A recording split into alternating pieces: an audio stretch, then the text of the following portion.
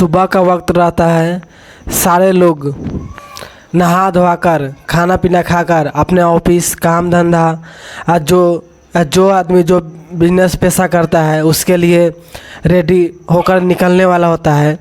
तभी एक 3 मंजिला मकान के फर्स्ट फ्लोर पे रहने वाले लोग जैसे ही गेट के पास पहुंचते हैं तो बगल के रूम से एक दुर्गंध आ रहा होता है, बहुत बदबू आ रहा होता है।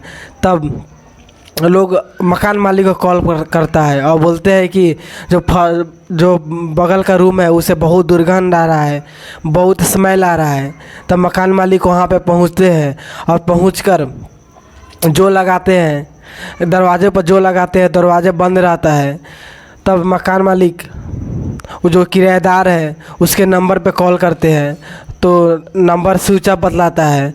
फिर दोबारा जब मकान मालिक घर पहुंचते हैं और जो अल्टरनेट नंबर दिया रहता है उस पर कॉल करते हैं तो कॉल करके बतलाते हैं कि जो तुम्हारा रिलेटिव है, जो पड़ोसी है, वो उस रूम में, उस पर कॉल करने पर बंद बता रहा है, उसका नंबर बंद बता रहा है और उसके कमरे से अजीब सा दुर्गंध आ रहा है।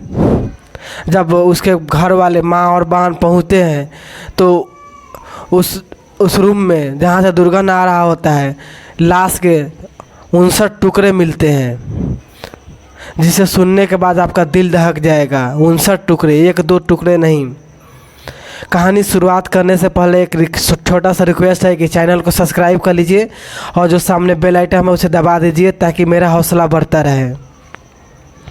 एक लड़की जिसका नाम महालक्ष्मी होती है, वो वैसे नेपाल की रहने वाली होती है, लेकिन 2019 में उनकी शादी बंगलोर का एक हेमंत दास रहता है उससे शादी हो जाता है।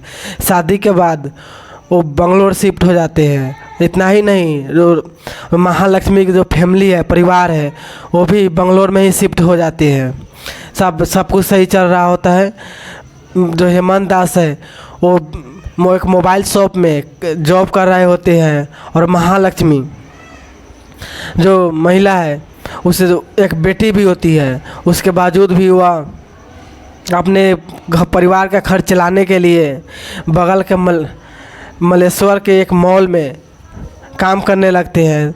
सब कुछ सही चल रहा होता है। इस दौरान महालक्ष्मी को एक लड़का जिसका नाम अशरफ होता है, अशरफ से प्यार हो जाता है। और जब इसकी खबर उसके पति को लगता है तो महालक्ष्मी के साथ मारपीट करना स्टार्ट कर देता है, लड़ाई झगड़ा स्टार्ट कर देता है।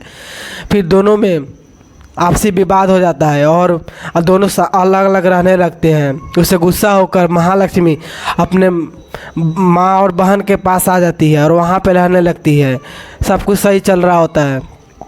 फिर कुछ दिन बाद महालक्ष्मी अकेले रूम लेकर रहने लगती है और उसके साथ जो बेटी रहती है जो अपने पति हेमंत को ही दे देते हैं और उसके बेटी हेमंत के पास ही रहता है। हेमंत अपने जॉब के साथ साथ अपने बेटी को पालने पोसने लगता है। इधर जो महालक्ष्मी अकेले रहने लगती है और जो लड़का है अशरफ उसके साथ अभन समन चल रहा होता है। एक दिन अचानक जब सुबह के टाइम सारे रूम में रहने वाले जो फ्लैट है उसमें रहने वाले सारे लोग ड्यूटी पर जा रहा होता है तो महालक्ष्मी के कमरे से अजीब सा बदबू आता है और इतना बदबू ख़राब रहता है, इतना स्मेल आता है कि क्या कहना। फिर वो मकान मालिक के पास कॉल करते हैं, मकान मालिक आते हैं। फिर मकान मालिक जो उसके महालक्ष्मी के नंबर पे कॉल करते हैं वो बंद बतलाता है। फिर दोबारा अल्टरनेट नंबर पर कॉल करते हैं। फिर उसकी माँ और बहन वहाँ पे पहुँचती है साथ में। जब रूम को खोला जाता है, खोलने के बाद जब जो सामने से बदबू आता है, इतना ख़तरनाक बदबू आता है कि सारे लोग हट जाते हैं। केवल माँ और उसकी बहन वहाँ टिकती है। माँ तो माँ होती है, बहन तो बहन होती है। फिर जब वहाँ पे फ्रिज का जो खोला जाता है तो फ्रिज का 3 लेयर होता है। पहले वाले लेयर में उसका पैर, दूसरे वाले लेयर में शरीर का बॉडी और तीसरे वाले लेयर में उसका सर काट कर रखा हुआ रहता है। जब उसके माँ जब इसकी सूचना लोग पुलिस वालों को देते हैं तो पुलिस अपने टीम के साथ वहाँ पहुँचते हैं और घटना को पूरा निगरानी करते हैं। फिर उसका जो महालक्ष्मी का कॉल है वो उस पर कॉल डिटेल निकाला जाता है तो पता लगता है कि पहली बार उसका कॉल बात 2 सितंबर को हुआ था, यानी 2 सितंबर को उसके माँ बाप और उसके जो दोस्त है, जो उसका मतलब लवर है, उससे बात हुआ था। 2 सितंबर के बाद उस पर कॉल आना बंद हो गया, यानी 19 दिन हो गया। कोई लड़की के कोई माँ बहन कैसी 19 दिन तक बिना अपने बच्चे से बात करे रह सकती है, सोचने वाली बात है।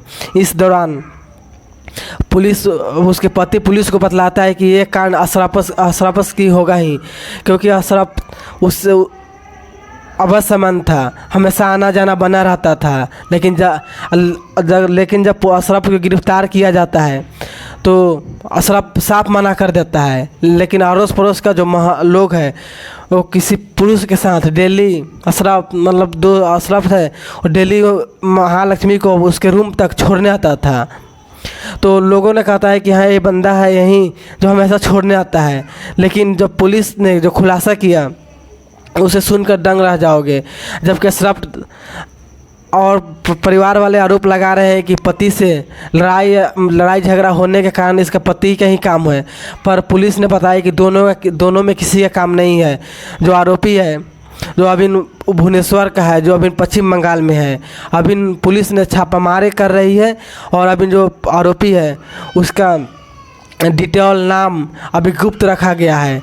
उसे गिरफ्तार होने के बाद कर्नाटक पुलिस बहुत जल्द ही इस मामले की खुलासा करेगी और जो आरोपी है उसे कोर्ट में पेश किया जाएगा और उसे दंड दिया जाएगा, हालात में बंद कर दिया जाएगा, उस पर मुकदमा चलाया जाएगा। लेकिन सोचने वाली ये बात है कि कैसे कोई माँ बाप पति ऐसे कर सकता है, और महिला जिसका लाइफ हर चीज़ सब कुछ सही चल रहा है फिर भी अपने पति को छोड़कर किसी और के साथ करना, और इसके पीछे क्या रीज़न है, किसने हत्या किया, अभी तक कोई खुलासा नहीं हुआ है।